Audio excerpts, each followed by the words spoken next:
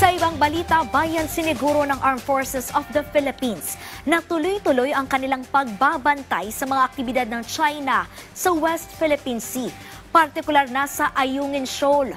Kamakailan lamang kasi, dumami na naman ang Chinese Coast Guard sa lugar. Yan ang ulat ni Gab Villegas.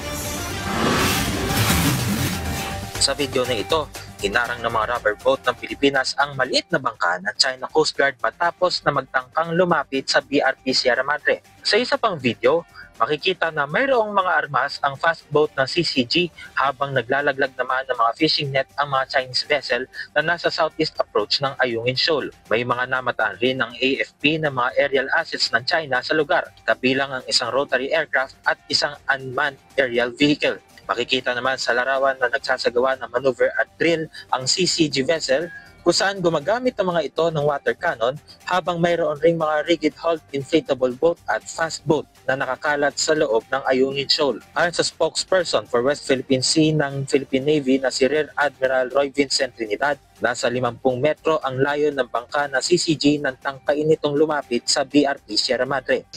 Alam naman natin na hindi ito pang huli ng isla. But probably if they expect the roaring, then maybe to intimidate us, to make it difficult for us to conduct the roaring. Sa kabila ng pagtaas ng presensya ng mga Chinese vessels sa Ayungin Shoal, tiniyak ng AFP na patuloy ang kanilang pagbabantay sa mga aktibidad ng China sa West Philippine Sea. Gayon din ang pagprotekta sa soberanya at sa ating mga tropa na nakahimpil sa lugar. Ayon kay Defense Secretary Gilberto Teodoro Jr., paglabag sa international law ang ginagawa ng China.